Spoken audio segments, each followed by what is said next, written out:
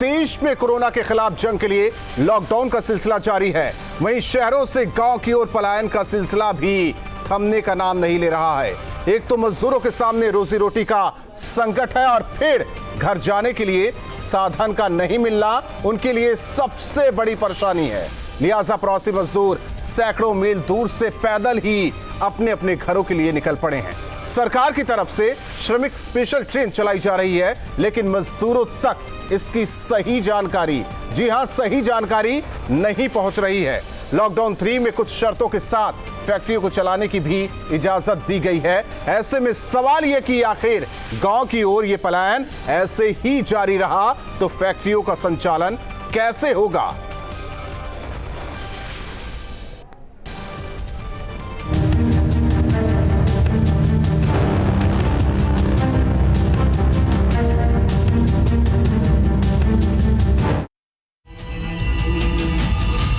अब यहाँ बैठे क्या करेंगे हम लोग को ना खाना मिल रहा है ना कुछ मिल रहा है, तो हम लोग क्या करेंगे? यूपी जाना है, चाहिए तो हमारा खून ले लो, लेकिन हमको यूपी भेज दो, दूसरी बार हम वापस नहीं आएंगे।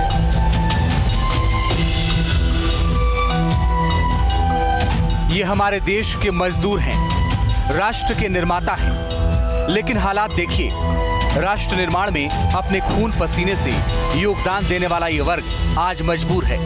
इनके पास ना तो रोजगार है और ना ही रोटी। हालात की मार ऐसी पड़ी कि गांव से शहर की तरफ कूच करने वाले ये लोग वापस अपने गांव लौट जाना चाहते हैं, और वो भी किसी कीमत पर। तो पेमेंट चाहिए, घर जाने के लिए गाड़ी चाहिए, समझे? अब यहाँ बैठे क्या करेंगे हम लोग को ना खाना मिल रहा है ना कुछ मिल रहा है। पैदल कैसे जाइएगा? हम पैदल ही जाएंगे, पैदल हेठ के जाएंगे। पैदल चलना पड़े या साइकिल से सैकड़ों मील का सफर तय करना पड़े, ये गांव पहुंचने के लिए हर चुनौती का सामना करने को तैयार है। कुछ नहीं है साहब, हमारे लिए तो हम भूखे मर रहे, प्यासे मर रहे, घाम धूप में मर रहे। हाँ, कोई हमें साधन ही नहीं है। ये बताओ तो हम जा रहे अपने गांव के, बस क्या करें? 22 मार्च से काम बंद हो गया, तो जब से कुछ नहीं है। कोई मदद आपको? कोई मदद नहीं, कुछ भी नहीं मिला है। प्रवासी मजदूरों का एक ग्रुप कानपुर के जाजमऊ इलाके में रुका हुआ है। इन्होंने कहा कि थक चुके हैं, अब वो आगे पैदल नहीं चल सकते। कानपुर के जाजमऊ इलाके में इस वक्त हम मौजूद हैं, और यहाँ आप देखिए, यहाँ पर सोनभद्र जाने वाले लोग हैं जो कि पैदल पहुंचकर यहाँ आए हुए हैं।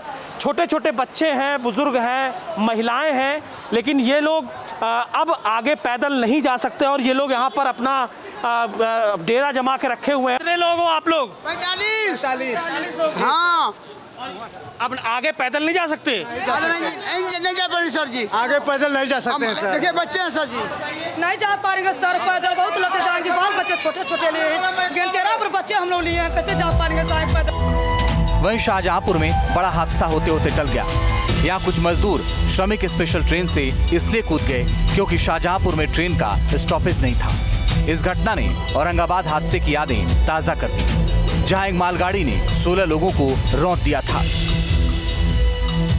ट्रेन से कहाँ कूदा? यही पे सर उतरा था। कहाँ से आए हो तुम? हमारा सर से। यहाँ पर ट्रेन नहीं रुकी थी क्या? नहीं सर। सभी लोग साथ में ही क्या? सवाल ये भी है कि आखिर जब सरकार मजदूरों को उनके घर पहुंचाने के लिए श्रमिक स्पेशल ट्रेन चला रही है, तो फिर वो पैदल यात्रा करने पर मजबूर क्यों है? सरकार की तरफ से बार बार मजदूरों से पैदल यात्रा नहीं करने की भी अपील की जा रही है। व्यक्ति यदि कहीं भी हमारे श्रमिक या कामगार साथी हैं तो पैदल ना चलें, और पैदल चलने से एक और बीमारी का खतरा भी है, सुरक्षा का भी खतरा है। और उन्होंने बार बार इस बात पर बल दिया है कि कोई भी श्रमिक पैदल न चले, कतई न चले। दिल्ली से, हरियाणा से, राजस्थान से 6 लाख जो है हमारे श्रमिक घर भेजे गए। दूसरी तरफ विरोधियों ने सरकार की तैयारियों पर भी सवाल खड़े किए हैं। और इनको लॉकडाउन पूरे देश में डिक्लेयर करने से पहले, घोषणा करने से पहले, तो केंद्र सरकार की ये जिम्मेवारी बनती थी कि 5-6 दिन का इनको समय देना चाहिए था कि हम आपको 1 हफ्ते का या 5-6 दिन का आपको हम समय दे रहे हैं, तो आप लोग व्यवस्थित हो जाएं। तो मैं समझती हूँ कि इन्होंने इनको कोई समय नहीं दिया लोगों को और तुरंत घोषणा कर दी और कुछ ही घंटों के अंदर ये लॉकडाउन इम्प्लीमेंट हो गया। मगर अब खोलने की स्ट्रैटेजी की जरूरत है, एक स्ट्रैटेजी निकालनी है, तरीका निकालना है, रास्ता निकालना है। लॉकडाउन 3 में सरकार ने थोड़ी रियायत बरती है, कुछ उद्योगों को शर्तों के साथ चलाने की अनुमति भी दी गई है, लेकिन अगर मजदूर ऐसे ही पलायन करते रहे तो इन फैक्ट्रियों में काम कैसे होगा? ऐसे में सरकार के सामने दो बड़ी चुनौती है। पहला, शहरों के मजदूरों के पलायन को रोकना और दूसरा, फैक्ट्रियों का काम न रुके इसके लिए मजदूरों के अंदर भरोसे को जगाना। Team news tape. तो वाकई मजदूर क्यों है मजबूर? हमारे साथ चर्चा के लिए मेहमान जुड़ चुके हैं। सबसे पहले परिचय करवा देते हैं अरविंद यादव जी, जो कि नेता पीएसपीएल के हमारे साथ जुड़ चुके हैं। मित्र प्रकाश जी, जो कि मजदूर नेता हैं, हमारे साथ जुड़ चुके हैं। राघवेंद्र सिंह जी, प्रवक्ता बीजेपी के हमारे साथ जुड़ चुके हैं। प्रोफेसर मनमोहन कृष्णा जी, जो कि अर्थशास्त्री हैं, वो भी जुड़ चुके हैं। साथ ही साथ लखनऊ से संवाददाता अविनाश सिंह हमारे साथ जुड़ रहे हैं। आप सभी मेहमानों का इस चर्चा में स्वागत है। सबसे पहले राघवेंद्र सिंह जी, सड़कें कितनी भी लंबी हो, ये मजदूर अपने कदमों से उसे नाप रहे हैं। आपकी कार्य योजना कितना भी बेहतर हो, लेकिन उनके इस पक्ष से, उनके इस चलने के तरीके से वो छोटा पड़ जा रहा है। चुनौती कई है, पार नहीं पा रहे हैं आप लोग। नहीं राहुल जी, बिल्कुल ठीक कह रहे हैं आप। हमारी सरकार पूरे ईमानदारी से और दृढ़ प्रतिज्ञ होकर मजदूरों के हितों की रक्षा के लिए, उनको लाने के लिए प्रयास कर रही है। अब ये समय कोई ऐसा नहीं है किसी सरकार के ऊपर हम आरोप प्रत्यारोप करें, लेकिन हमारी जो दिल्ली की सरकार, उसने जो बहुत ही गैर जिम्मेदाराना रवैया अपनाया, एक दिन में 4 लाख मजदूरों को बॉर्डर पर ला करके खड़ा कर दिया था। हमारी सरकार ने उन सबको ला करके 10,000 बच्चे एक दिन में लगा करके उनको गंतव्य तक पहुंचाया। मैं आपके चैनल के माध्यम से मजदूरों से कहना चाहता हूं, सर बार बार ये अपील की जा रही है, राघवेंद्र सिंह जी बार बार ये अपील की जा रही है, जो मजदूर हैं वहीं रहे। सरकार उन्हें उत्तर प्रदेश में लाने का काम कर रही है, श्रमिक ट्रेन चलाई जा रही है, बसें चलाई जा रही हैं। सवाल ये कि सुना क्यों नहीं जा रहा है, और जो इकाइयों को चालू किया गया है क्यों नहीं कहा जा रहा है कि मजदूर वहीं रुके, कामकाज उनको मिल रहा है? क्यों ये जो संचार है, कम्युनिकेशन की जो व्यवस्था है, वो ढीली पड़ रही है? देखिए, हमारी सरकार का पहला लक्ष्य तो लोगों की जान माल की सुरक्षा करना है। राहुल जी, पहले ईमानदारी से आप ये सोच लीजिए, व्यक्ति अगर जीवित रहेगा तो उसको रोजगार भी मिल जाएगा और सभी साधन मिल जाएंगे। हमारी सरकार ईमानदारी से उसको जीवित रखने का प्रयास। ठीक है सर। अरविंद यादव जी, प्रदेशों से आ रहे हैं, अरविंद यादव जी, पहला काम गंतव्य, अगर सरकार ईमानदारी से काम कर रही है तो इस ईमानदारी पर सवाल क्यों खड़े कर रहे हैं आप लोग? उपलब्ध करानी है। मैं बहुत ही अरविंद यादव जी, राघवेंद्र जी सुन लीजिए पहले। नहीं राहुल जी, देखिए राहुल जी, ये भारतीय जनता पार्टी के लोग हैं। हर जगह इनको राजनीति ही सूझती है, हर जगह इनको वोट बैंक ही नजर आता है। ये केवल दिखावा करते हैं। आज अगर मजदूरों के साथ छल कपट न किए होते तो मजदूर इस स्थिति में न आते। आज हर जगह की यह स्थिति है, चाहे जिस राज्यों की स्थिति देख लीजिए। जरा शांत हो जाइए राघवेंद्र सिंह जी, शांत रहिए, क्या हाल, शांत रहिए। जब आपकी बारी आए तब आप बोलिए। उत्तर प्रदेश, शांत रहिए, बिहार के शांत रहिए, योगदान नहीं करना चाहिए, शांत रहिए जरा, दूसरे राज्यों में रहिए। सर, आपने अपनी बातें कह ली, वक्त मिलेगा आपको दोबारा। बोलिए अरविंद यादव जी। राघवेंद्र जी, पहले धैर्य रख करके सुन लीजिए। सर वो मैंने बोल दिया, आप आगे बोल लीजिए। उत्तर प्रदेश की सरकार की मंशा मजदूरों के प्रति साफ होती तो लोग, मजदूर जो सड़कों पे आए हैं, जो पलायन के लिए मजबूर हैं, अगर इनको राहत सामग्री मिली होती तो अगर अरविंद यादव जी जरा ये बता दीजिए कि आप लोग कहां अपने घर जाने के लिए दूध के धुले हुए हैं, वो ना होता। आप लोग कहां दूध के धुले हुए हैं? अगर मजदूरों की वापसी हो रही है तो क्या आप लोगों ने इस फैसले का स्वागत किया, सरकार के साथ खड़े हुए? व्यवस्थित रूप से बांटी जा रही है। अगर उनकी नौकरी की व्यवस्था हो रही है, स्किल डेटा उनका तैयार किया जा रहा है, क्या आपने सरकार के साथ खड़े होकर आपने कहा कि सरकार सही दिशा में काम कर रही है? है। राहत सामग्री पहुंचाने केवल में, राजनीति कर रहे हैं आप लोगों लोग। की मदद करने में, जिस तरीके से लोग पलायन कर रहे हैं उनको जागरूक करने में हर तरीके की मदद कर रहा है। कहीं ना कहीं पलायन को रोकना सबसे बड़ी प्राथमिकता है। आज मजदूर परेशान है, लेकिन ये बात भारतीय जनता पार्टी और उसकी सरकार नहीं समझ पा रही है। उत्तर प्रदेश की सरकार कहीं न कहीं 11 सदस्यीय ब्यूरोक्रेसी के चक्रव्यूह में फंस चुकी है। सर अरविंद यादव जी शांत रहिए। मित्र प्रकाश जी, मजदूरों को क्यों नहीं समझाया जा रहा है कि जो सरकार की तरफ से कहा जा रहा है, सरकार कह रही कि आप रुकिए, आपके लाने और जो उत्तर प्रदेश में मौजूद है मजदूर दूसरे राज्यों के, उनको भेजने की पूरी कोशिश की जा रही है। औद्योगिक इकाइयां खुल रही हैं, आप लोगों के रोजगार को लेकर सरकार चिंतित है, ये समझाया क्यों नहीं जा रहा है?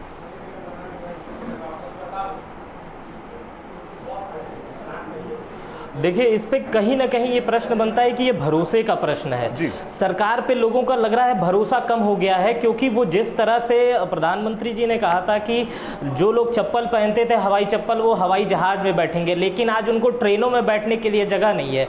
वो ट्रेनों में किराया दे के आ रहे हैं। हम लगातार ग्राउंड पे रहते हैं तो देखते हैं कि कुछ मजदूर पैसा लेके आ रहे हैं, अपनी जो बोरिया बिस्तर उनको ट्रेनों में इस तरह भर के लाया जा रहा है। ना तो वो सोशल डिस्टेंस का पालन किया जा रहा है, ना तो किसी चीज़ों का पालन किया जा रहा है। उनको लाया जा रहा है, उनको सीधे घरों तक भेज दिया जा रहा है। घर पे जाने के बाद उनके परिवार वाले भी परेशान है, बगल वाले भी परेशान है कि अगर ये बंदा कहीं कोरोना पॉजिटिव निकला तो पूरा गांव का गांव जाएगा। मतलब किसी भी तरह से कोई भी एहतियात नहीं बरता जा रहा है लोगों को घर भेजने से पहले, और ना ही कोई सहूलियत दी जा रही है।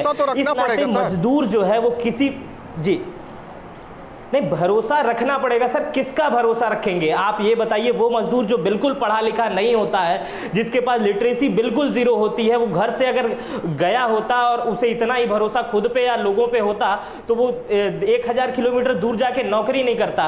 उसको बहुत बड़ा भरोसा देने की जरूरत है। आजकल तो प्रधानमंत्री जी भी नहीं उन लोगों को कुछ बोल रहे हैं, उनको बहुत बड़ा भरोसा देने की जरूरत है ताकि वो रुके और वहां पे काम कर सके। खुलकर बोलिए ना मित्र प्रकाश जी, दिख नहीं रहा है। आपको शिकायत सरकार से है? जी बिल्कुल, जी बिल्कुल सरकार से शिकायत है। सरकार को इतना भरोसा इनको दिलाना पड़ेगा कि ये अपनी जगह पे रुके, लेकिन ऐसा 0% मनमोहन जी, देश की अर्थव्यवस्था की धुरी ये मजदूर है, ठीक है सर, नहीं रुक रहा है। और ये लोग एसी मित्र प्रकाश जी जरा शांत हो जाइए, जरा शांत रहिए सर। प्रोफेसर मनमोहन जी, किसी भी देश की अर्थव्यवस्था की धुरी ये मजदूर हैं। हर छोटे बड़े काम यही मजदूर करते हैं। सवाल इस बात को लेकर है कि आखिर वो कड़ी कहां टूटी जहां से, जिस तरीके से ये भरोसे की बात कर रहे हैं, वो भरोसा उठा, लोग पलायन कर रहे हैं, पहले जहां जाते हैं वहां से फिर वापस आ रहे हैं, औद्योगिक इकाइयां खुल चुकी हैं, कुछ कुछ खुल रही हैं। ये संदेश क्यों नहीं जा रहा है मजदूरों के लिए कि आप वहीं रुकिए, आपकी नौकरी की व्यवस्था एक बार फिर सरकार कर रही है, आप ना आइए, आपको लाने का इंतजाम किया जा रहा है?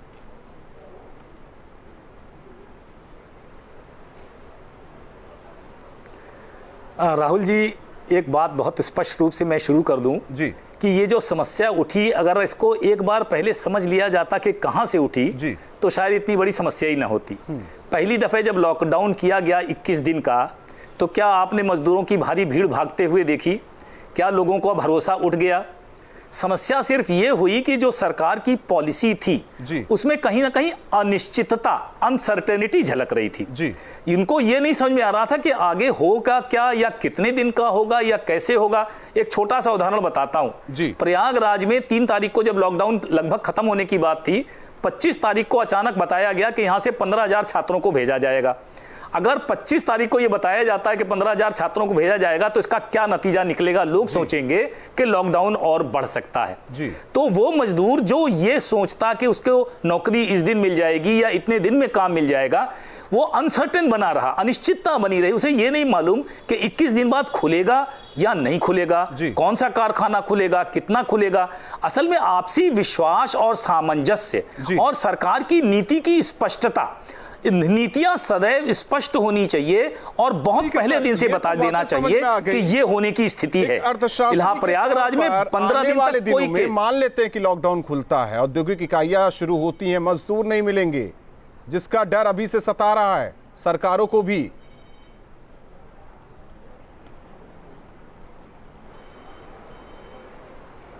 नहीं, निश्चित रूप से मैं आपसे फिर कह रहा हूं कि ऐसा नहीं है कि मजदूर नहीं मिलेंगे, लेकिन एक निश्चितता जब तक वातावरण में नहीं आएगी, कोई आदमी जाना नहीं पसंद करेगा। आखिर 20 करोड़ लोग देश के दूसरे जगहों पर प्रवास क्यों किए? क्योंकि उनको अपने गांव में वास्तव में जितना न्यूनतम उनकी आवश्यकता थी वो प्राप्त नहीं हो रही थी, इसलिए उन्हें अब जाना पड़ा। कोई पड़ोस के शहरों में गए रिक्शा चलाने, कोई दूर के शहरों में गए, अलग अलग जगहों पर गए, क्योंकि उन्हें तो पैसा चाहिए ही, और गांव उनकी जरूरतें पूरी नहीं कर पा रहा था। कृषि में 15% उत्पादन है और 60% जनसंख्या है, तो लोगों को तो बाहर जाना ही पड़ा। लेकिन सवाल यह हुआ कि लोग वहीं पर रुकते, निश्चित रूप से रुकते। अगर सरकार एक बात गारंटी से कह देती कि हाँ इतने दिनों बाद ये कार्य होगा, या इतने दिनों के अंदर में इस कार्य को हम इस ढंग से खोलेंगे, तब यहां तो हालत यह है कि पता ही नहीं चलता। बिहार सरकार कभी कुछ और कहती है हम बाहर से बुलाएंगे ही नहीं। भरोसे में नहीं लिया। संवाददाता जुड़े हुए लखनऊ से, बिल्कुल पॉजिटिव और नेगेटिव, क्योंकि लखनऊ में आप मौजूद है और यहीं से पूरे प्रदेश की दिशा और दशा तय हो रही है। खासकर मजदूरों को लेकर रोज ये अपील की जा रही कि वो वहीं रुकिए और उनको लाने की व्यवस्था की जा रही है। आप वहीं रुकिए, इकाइयां शुरू होने वाली है ताकि रोजगार उनको मिल सके। आखिर ये जो उपापोह की स्थिति बनी हुई है मजदूरों के बीच, इसे थामने की कोशिश क्यों नहीं हो रही है?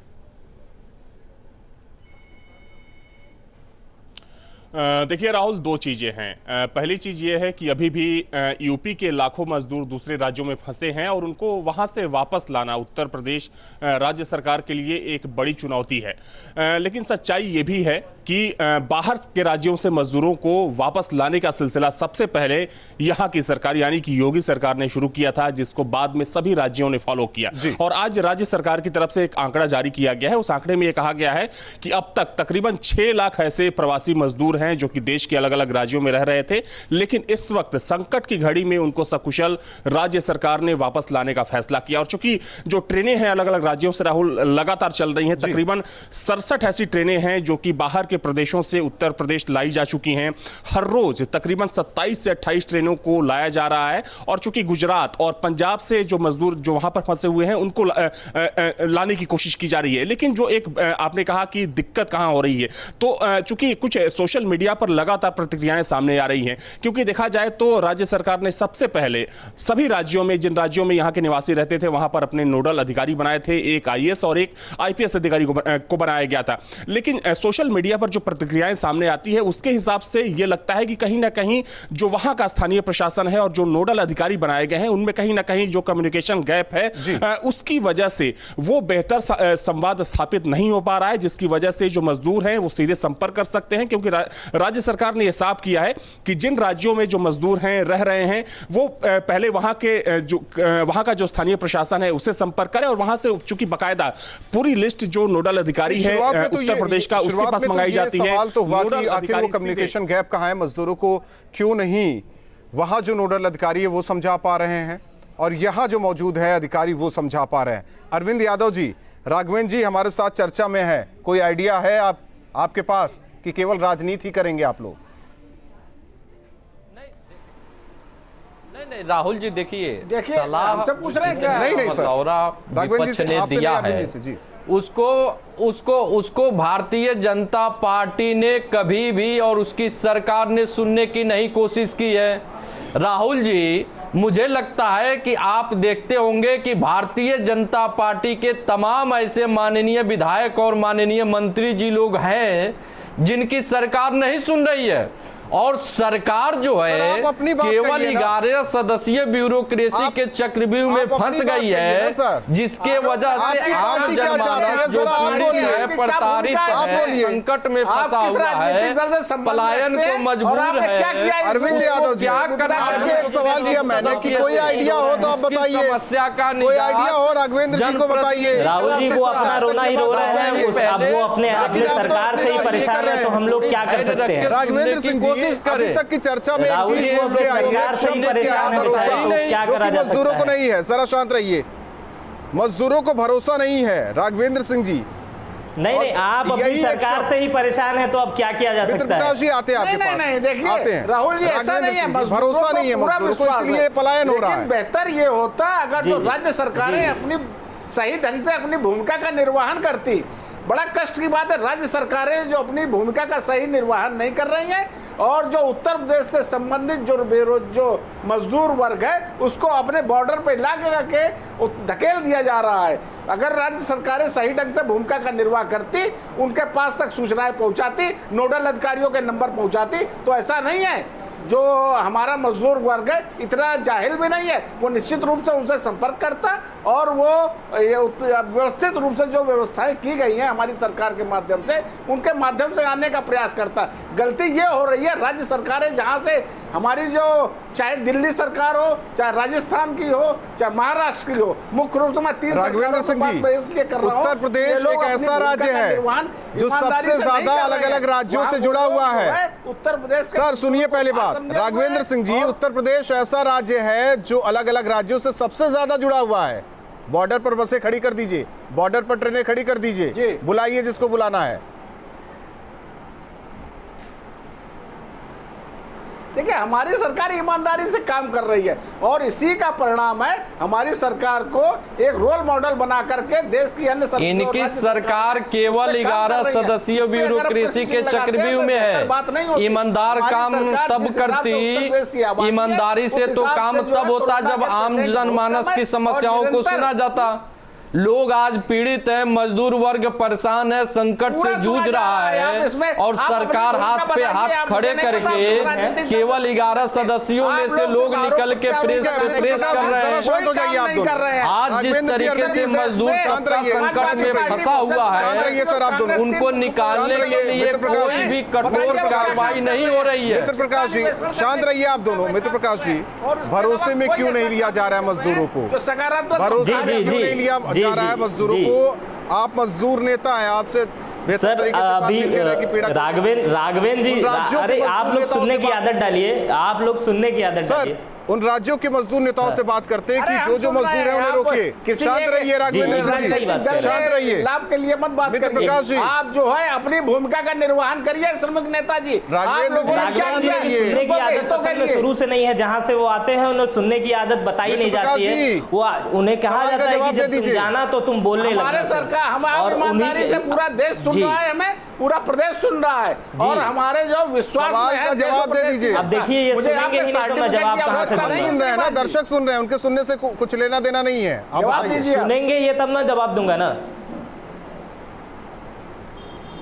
जी देखिए, इन्होंने खुद कह दिया कि सरकार हमारी नहीं सुन रही है, तो इन्हीं की गवर्नमेंट जब इनकी नहीं सुन रही है, ये इनके विधायक सांसदों की नहीं सुन रही है, जो जनप्रतिनिधि चुन के आ रहे हैं, किसने तो जाहिर सी बात है क्या बात कर रहे हो? उनके नियत पे राहुल जी कहां से इनको बैठा दिया, उल्टी सीधी बातें कर रहे हैं। एक अरे पहले तो आप मर्यादित शब्दों का प्रयोग करिए यार। आपके वहाँ यही सिखाया जाता है, हमें पता है। आप यार बोलेंगे, आपके यार हैं। शांत रहिए, आप अपनी भूमिका का निर्वाह करिए। आप क्या कर रहे हैं? आप श्रमिक नेता होने के बावजूद आपने क्या काम किया? आरोप लगाने के अलावा आप क्या कर रहे हैं? नहीं, मैं अपनी भूमिका का सही सवाल का जवाब दे दीजिए। सरकार आपका सवाल का जवाब दे दीजिए। आप उनकी बातें न सुनिए, उनकी बातें न सुनिए, आप सवाल का जवाब दीजिए। आके बोलेंगे, सवाल का जवाब दीजिए आप। राहुल जी कहां से आप इन लोगों को राघवेंद्र सिंह जी, आप तय नहीं करेंगे कौन बैठेगा कौन नहीं बैठेगा। जरा शांत रहिए आप। मित्र प्रकाश जी, सवाल का जवाब दीजिए। जहां से आपको लाया जाता है वहीं से हमें भी लाया जाता है। देखिए, पूर्णतः सरकार को मजदूर नेताओं से, वहां के प्रतिनिधियों से बात करनी चाहिए कि आपके वहां कैसी स्थिति है, आपके वहां लोग लाएंगे तो क्या समस्या हो सकती है, क्या नहीं हो सकती है। ये बातें अगर सही से होंगी तो ही मजदूर आएंगे और ठीक ढंग से घर जा पाएंगे। मनमोहन जी, प्रोफेसर मनमोहन जी, आपकी बातों से इस शो को खत्म करना चाहते हैं, इस चर्चा को खत्म करना चाहते हैं जी, आपकी बातों से। प्रोफेसर मनमोहन कृष्ण जी,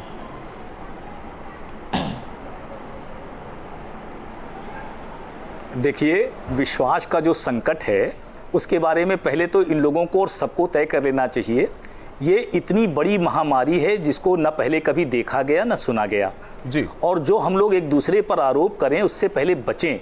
भारत जैसे देश में जहां 20 करोड़ मजदूर प्रवास करते हैं, यानी एक जिले से, एक राज्य से दूसरे राज्यों में जाते हैं, वहां से दूसरे राज्यों से एक राज्य में लाना कठिन नहीं, बहुत कठिन काम है। एक नोडल अफसर या किसी 10-20 नोडल अफसरों से भी ये काम नहीं हो पाएगा। ये समय बिल्कुल पता नहीं क्यों हम लोग एक साथ मिलकर एक संकल्प लेकर काम क्यों नहीं कर रहे हैं कि सब लोग जुड़कर, सरकार को भी साफ कह देना चाहिए कि इतनी बड़ी महामारी में आप हमसे भी बहुत उम्मीद नहीं कर सकते। पूरी रेलगाड़ियां चलाकर भी 20 करोड़ लोगों को कितने दिनों में पहुंचा पाएंगी, इसके बारे में भी शंका है। पहले तो हम लोगों को यह सोचना चाहिए कि हम लोग आखिर एक दूसरे से मिलकर पारस्परिक प्रेम से, सहयोग से बातचीत क्यों नहीं कर सकते। आखिर इस देश के मजदूर जो हमारे राष्ट्र निर्माता हैं, उनको लाने की बात हो रही है, ले जाने की बात हो रही है, उनको विश्वास दिलाने की बात हो रही है। अविनाश, बहुत बहुत धन्यवाद हमारे साथ जुड़ने के लिए, और आप चारों मेहमानों का बहुत बहुत धन्यवाद हमारे साथ इस शो में जुड़ने के लिए।